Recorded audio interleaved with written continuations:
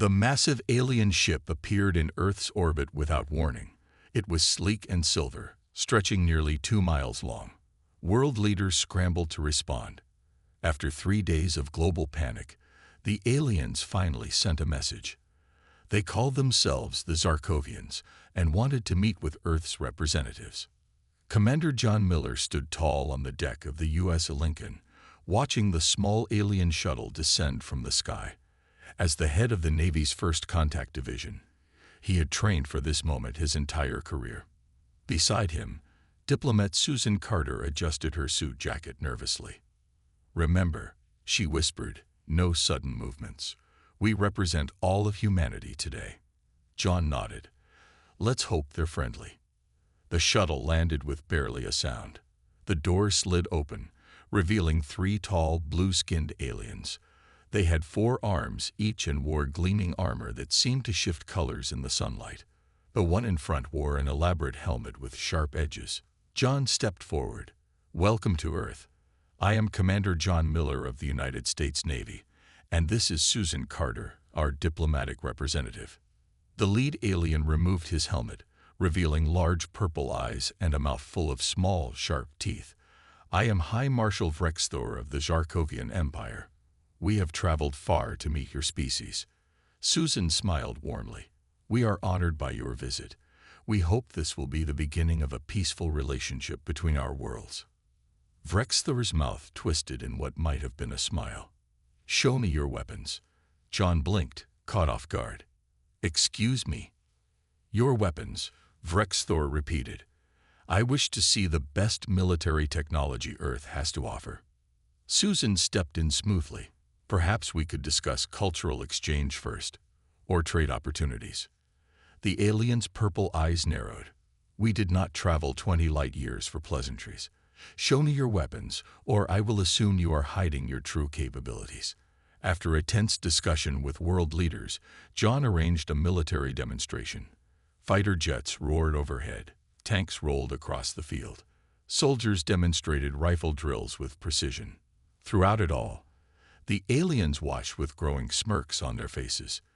"These are your best weapons?" Vrexthor finally asked, not bothering to hide his amusement. "Our military is quite capable," John said stiffly. Vrexthor raised one of his 4 hands. A small device appeared, projecting a 3D image of Earth. "We have mapped your entire planet. We have counted your weapons. We have measured your technology." He closed his fist, and the image vanished. "You are children playing with sticks." Susan tried again. "We may not have your level of technology, but we have much to offer. Art, music, philosophy." "Resources," Vrexthor interrupted. "Your planet has resources we desire. Normally, we would simply take them, but our Emperor insists on following protocol." He handed Susan a small crystal. "These are our terms. Your leaders have 3 Earth days to agree." After the aliens returned to their shuttle, Susan activated the crystal. A document appeared in the air. John read it and felt his blood run cold. "This isn't a treaty. It's a surrender document." Susan nodded grimly. "They want mining rights to the entire planet. Control of our oceans. Labor forces." She looked up. "They're not here for friendship. They're here to colonize us." Over the next 3 days, world leaders debated desperately. Some wanted to surrender, hoping to save lives. Others wanted to fight, despite the obvious technological disadvantage. When Vrexthor returned for their answer, Susan met him with dignity. "We cannot accept these terms.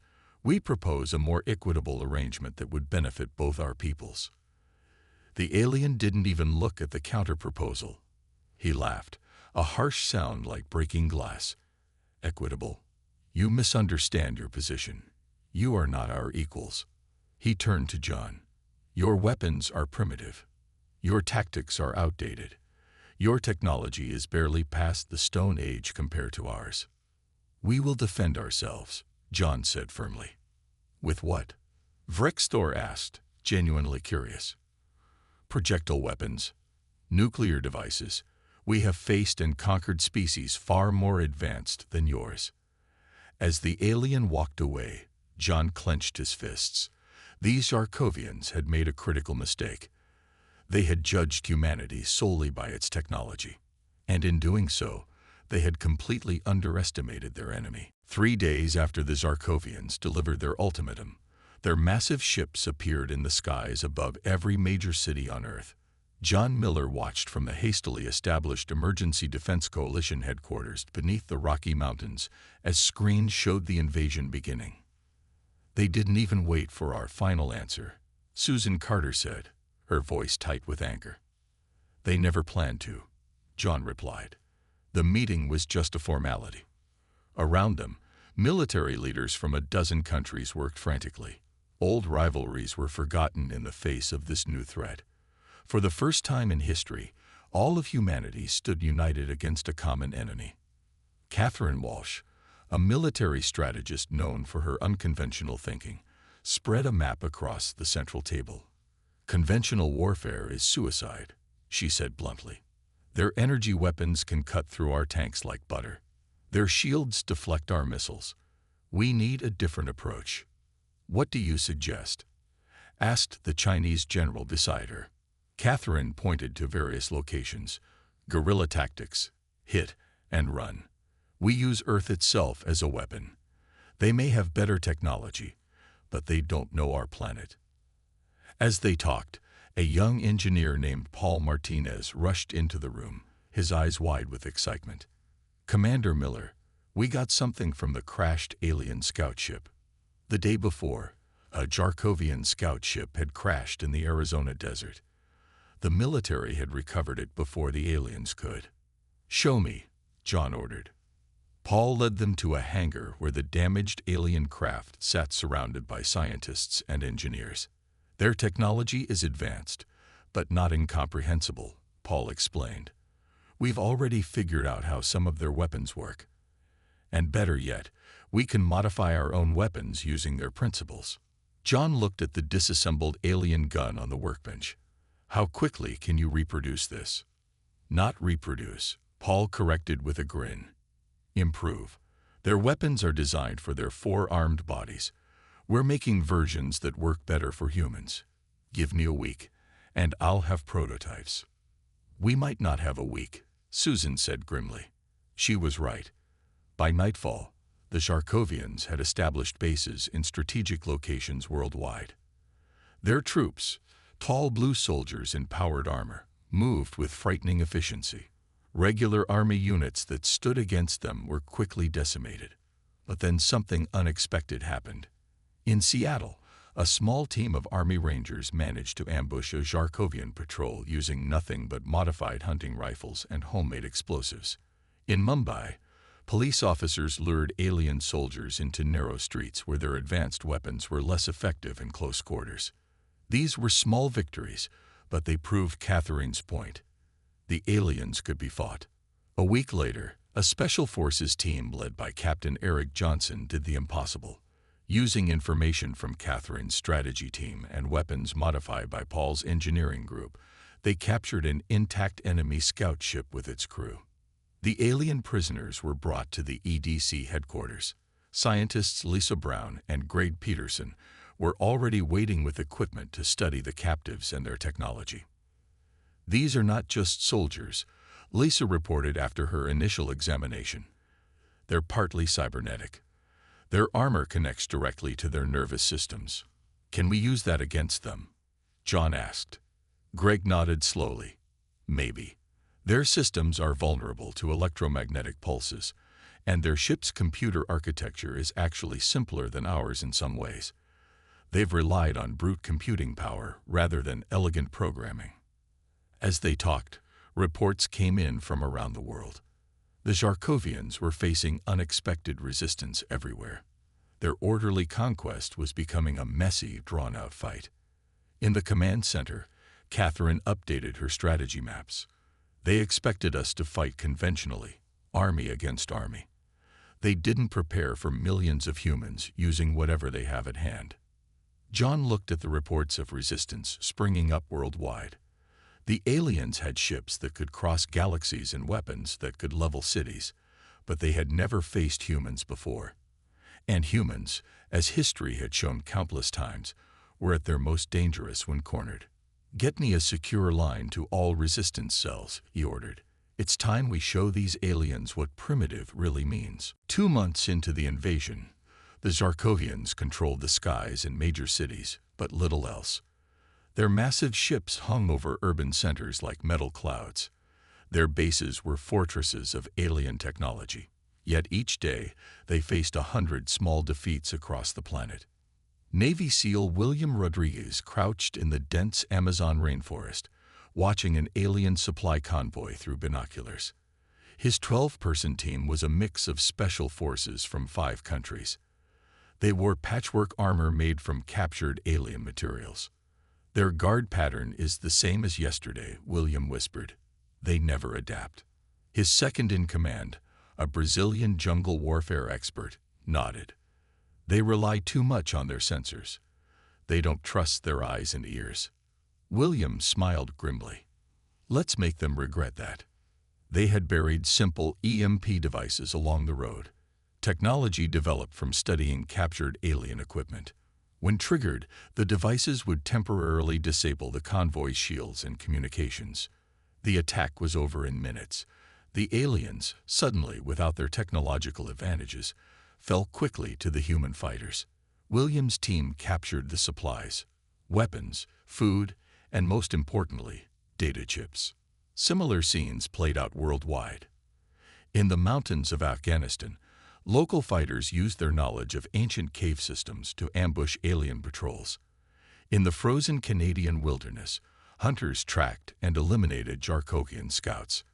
Under Catherine Walsh's guidance, humanity had embraced a strategy as old as war itself: know your territory better than your enemy. At the EDC headquarters, John Miller reviewed the global situation with Susan Carter.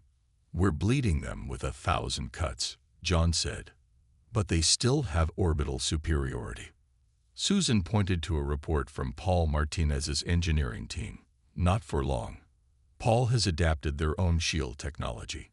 We can defend select locations from orbital bombardment now." Catherine Walsh entered with fresh intelligence. "The aliens are getting frustrated. They expected quick surrender.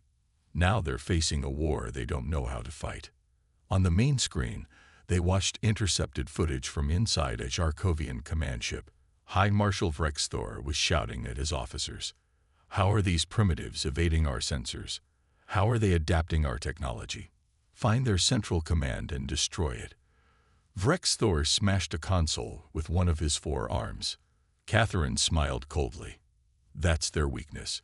They think we fight like they do, with central command, rigid hierarchy, and standard tactics. They don't understand that we've created hundreds of independent resistance cells that don't need orders from above." In London, now a Jarkovian stronghold, the aliens had established their Earth headquarters in the remains of Parliament. They believed they had crushed resistance in the city. They were wrong. Below ground, in the old subway tunnels, Lisa Brown and Greg Peterson had established a secret lab. With them were 50 scientists from across Europe, working with equipment salvaged from universities and alien crash sites. "The Jarkovian armor has a critical flaw," Lisa explained to a group of resistance fighters. "Their neural interfaces can't handle certain electromagnetic frequencies. We've developed a device that exploits this." She handed out small boxes with simple buttons. "These will disrupt their armor within 20 feet. Their systems will lock up for about 30 seconds, enough time to take them down." Greg added, "Their communications rely on quantum entanglement." "Impressive, but they use predictable patterns. We've started to intercept and decode their transmissions." Above them, the aliens patrolled with their advanced weapons and armor, believing themselves invincible. They didn't realize that humans had spent thousands of years perfecting the art of bringing down stronger enemies. At the Jarkovian flagship orbiting Earth, High Marshal Vrexthor received increasingly troubling reports. His forces controlled major population centers, but were losing ground elsewhere. His supply lines were under constant attack. His troops were being picked off by enemies they often never saw. "These humans are fighting wrong," he complained to his senior officers. Where are their armies? Where are their surrender negotiations? Why do they not fight properly? His chief intelligence officer replied hesitantly, "They appear to be using what their history calls guerrilla tactics. Most concerning, they are learning our technology at an alarming rate." Vrexthor's eyes narrowed with anger. "Call in the main battle fleet. We will end this resistance once and for all." What the High Marshal didn't understand was that he wasn't fighting a conventional war anymore. He was fighting humanity itself, adaptable, creative, and more dangerous than any enemy his empire had ever faced. 6 months into the war, the Sharkovian main battle fleet arrived. Dozens of massive ships joined the ones already in Earth orbit. The aliens clearly expected this show of force to break human resistance. Instead, it arrived just in time to witness a turning point in the war. Air Force Captain Samantha Nelson sat in the cockpit of her modified F-35 fighter jet. The plane had been retrofitted with Sharkovian shield technology and weapon systems by Paul Martinez's engineering team. "Eagle Squadron, report in," she called over the radio. 5 other pilots confirmed they were ready. Their mission was humanity's first deliberate airstrike against a major alien base.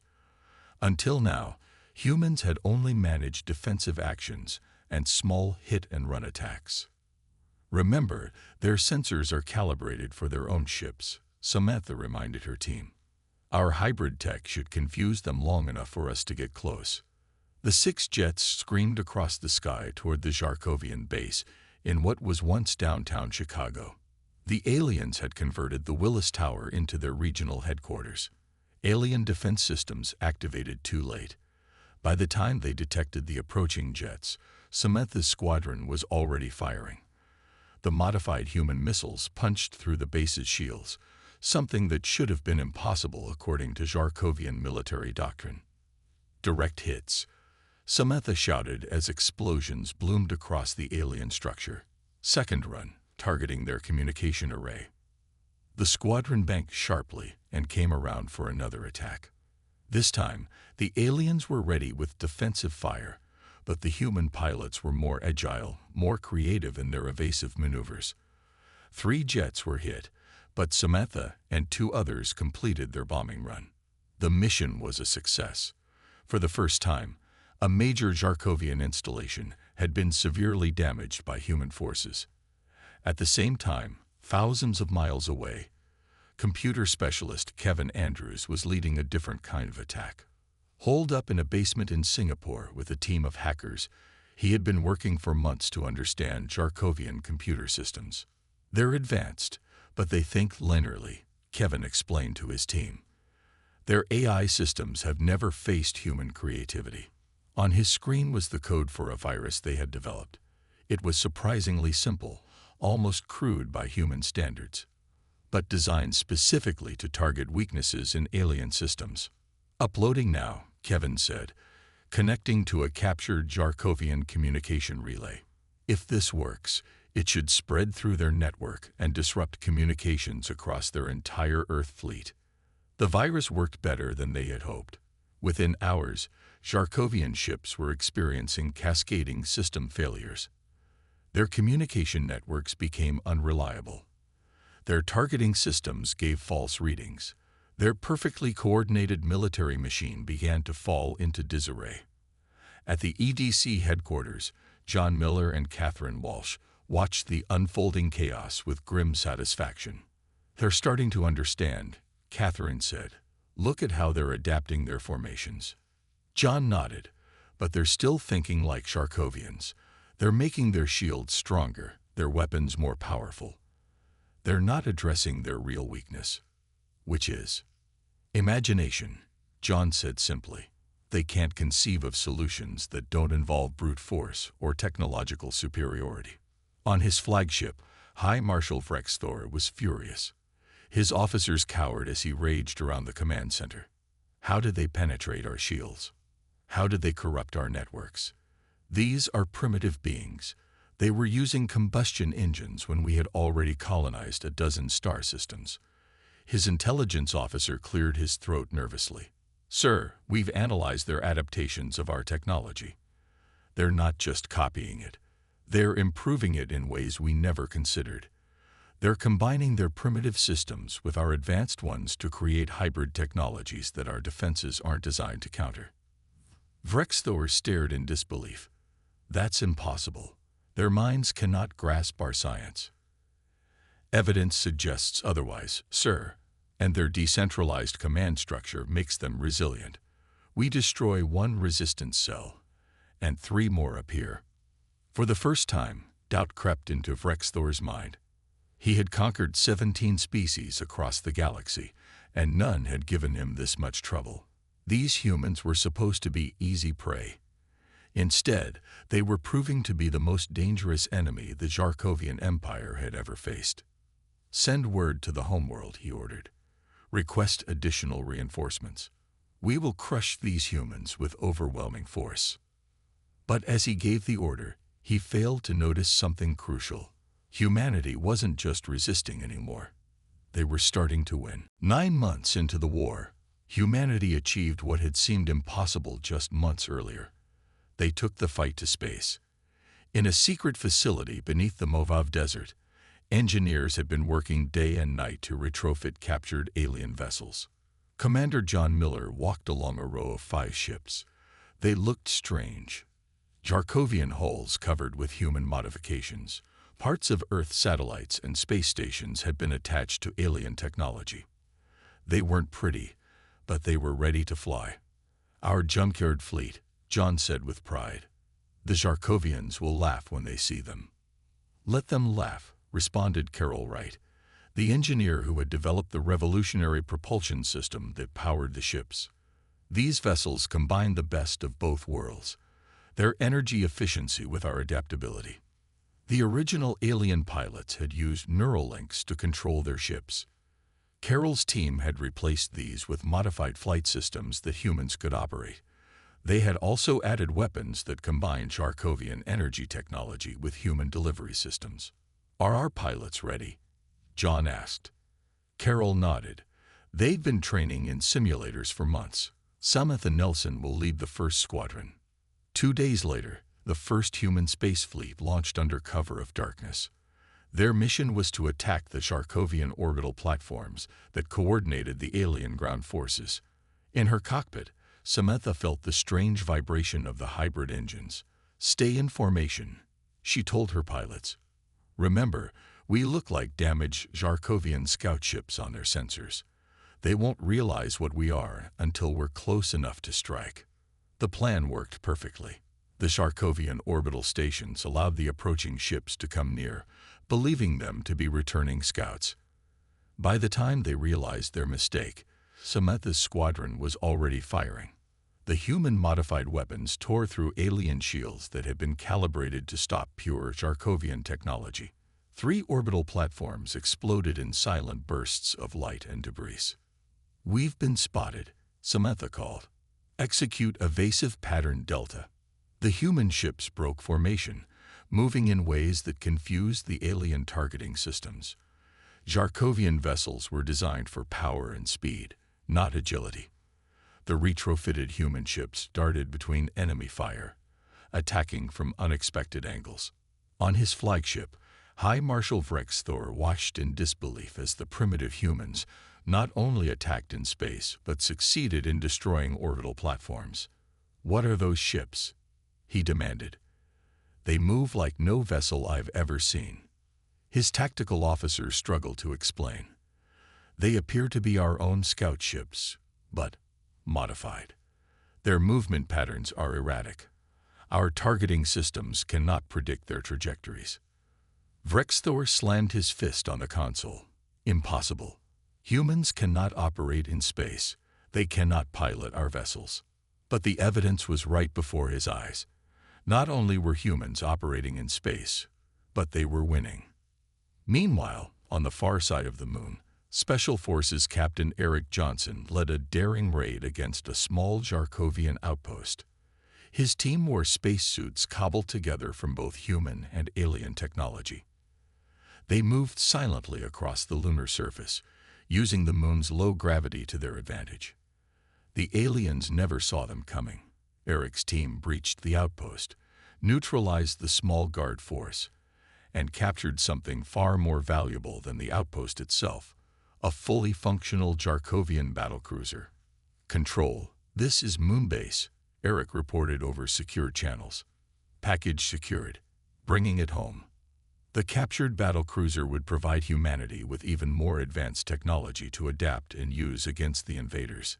But humanity's greatest achievement was happening in secret, far from the front lines. On Mars, behind the cover of a dust storm, engineers and scientists had established Earth's first off-world base. Using Jarkovian technology combined with human ingenuity, they had created a self-sustaining facility hidden from alien sensors.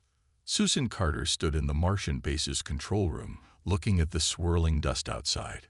Phase 1 complete, she said to the team around her. The Jarkovians still have no idea we're here. The head scientist nodded. And we've already begun production of the new hybrid ships. Bigger, better versions of what Commander Miller is using. Susan smiled for the first time in months. The Jarkovians think they're fighting a war for Earth. They don't realize we're already expanding beyond it. On Earth, the aliens controlled less territory each day. In space, their forces were increasingly confused and divided. And on Mars, humanity was preparing a surprise that would change the course of the war forever. 1 year into the war, Catherine Walsh called a meeting of the Emergency Defense Coalition's leadership. The room was tense as she laid out her plan. We have pushed the Jarkovians back on many fronts, she said. But they still have overwhelming numbers and resources. We need to strike at the heart of their empire. John Miller looked skeptical. Their homeworld is dozens of light years away. We barely have a presence in our own solar system. Catherine smiled. That's what they think too. And that's why my plan will work. She activated a holographic display showing the known Jarkovian empire. We've learned from captured data that their homeworld is here, protected by their main defense fleet. Susan Carter leaned forward. What are you suggesting? A deception, Catherine replied. The oldest trick in warfare. We make them think we're doing one thing while we do another. The plan was audacious. Earth's small fleet of hybrid ships would engage the Jarkovian forces in what appeared to be a desperate last stand. They would fight hard, then seemingly break and retreat in disarray. High Marshal Thor, who had shown his hunger for a decisive victory, would likely pursue with most of his fleet. Meanwhile, Catherine continued, a small strike team will use the captured battlecruiser to infiltrate their home system. With their main fleet chasing our decoys, their defenses will be weakened. Kevin Andrews raised a concern. Won't they detect communications between our forces? Lisa Brown shook her head. Not anymore. She placed a small device on the table. We've developed quantum communication devices based on their technology, but modified with our encryption. They can't be intercepted or traced. The plan was set in motion within days. John Miller would lead the decoy fleet, while Eric Johnson would command the strike team on the captured battlecruiser. Before departing, John addressed the pilots and crew. This mission will look like a defeat. We'll take heavy losses.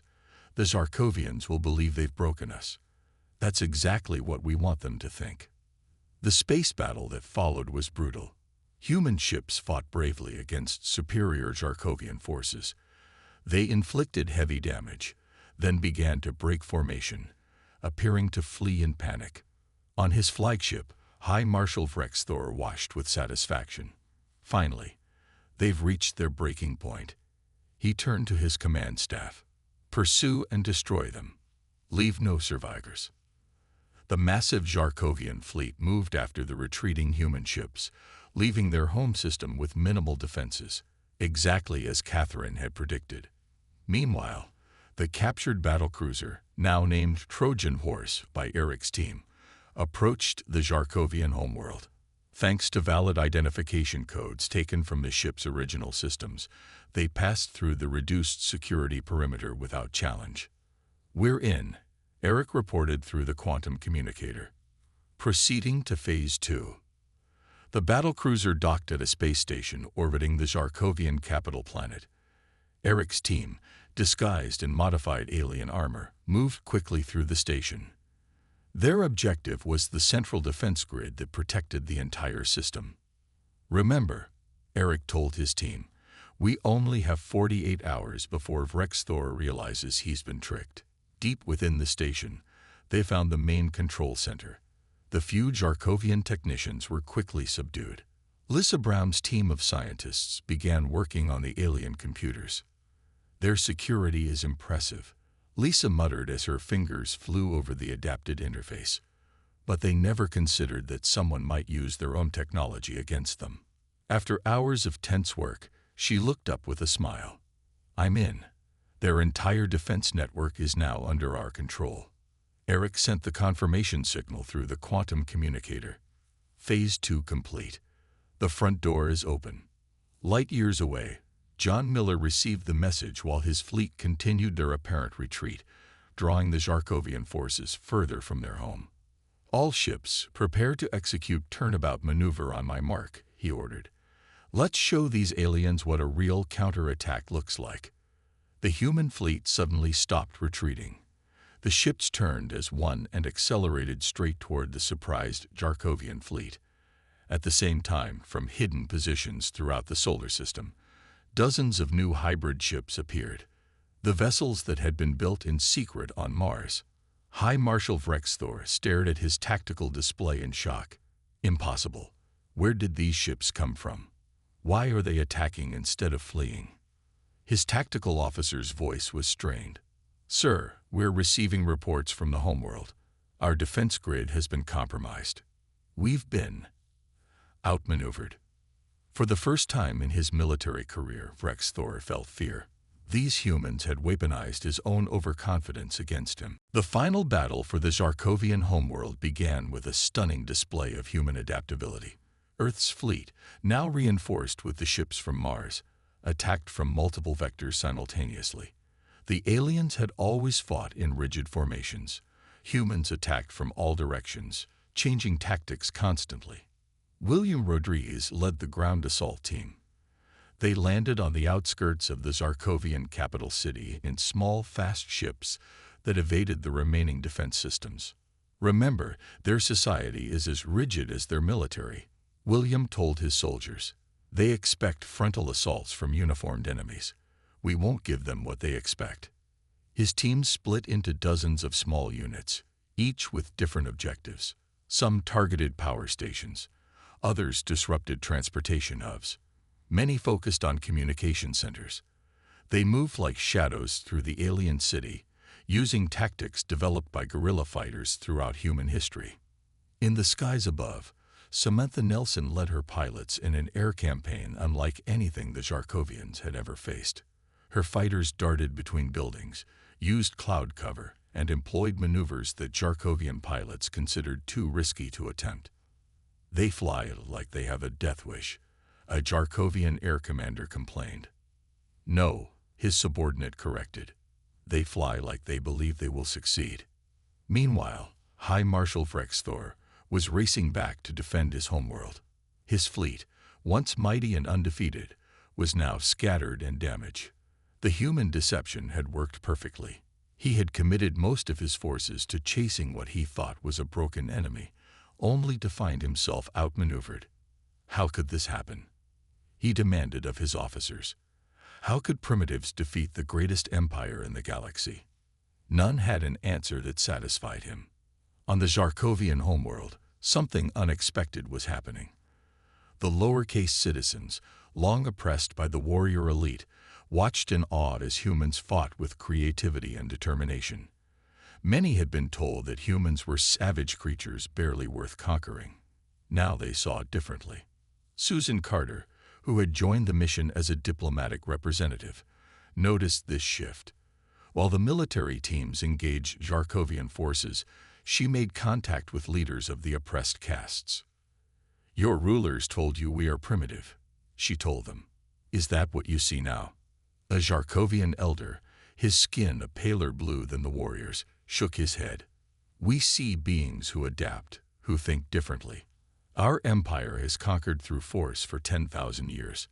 We forgot how to change." Word spread quickly. Rebellions erupted across the Zarkovian worlds. Other species that had been conquered by the Empire saw an opportunity for freedom. The perfect, orderly empire began to fracture from within. John Miller's fleet intercepted Vrex Thor's returning forces before they could reach the homeworld.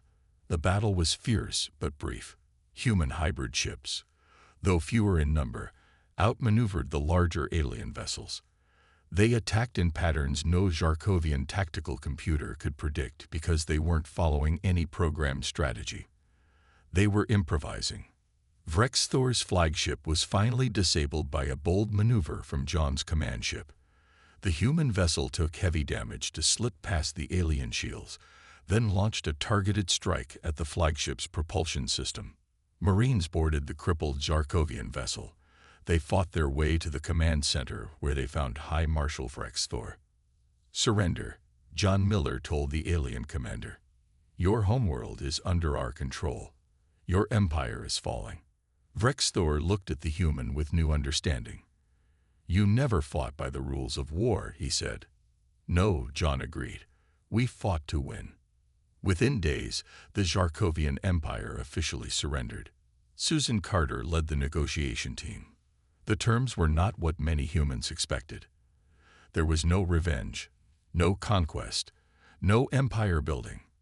"We are not like you," Susan explained to Vrex Thor, now a prisoner of war. "We don't seek to rule others. We seek to live freely and allow others the same right." The treaty established Earth as a new power in the galactic community. The various species of the former Zarkovian Empire were granted independence. Trade agreements were formed. Cultural exchanges began. As Susan signed the final document, Vrex Thor asked a question that had troubled him since his capture. "How did you defeat us? Your technology was inferior. Your numbers were smaller." Susan smiled. "You thought our greatest weapons were our guns and ships. They never were. Our greatest weapons have always been our adaptability, our creativity, and our determination.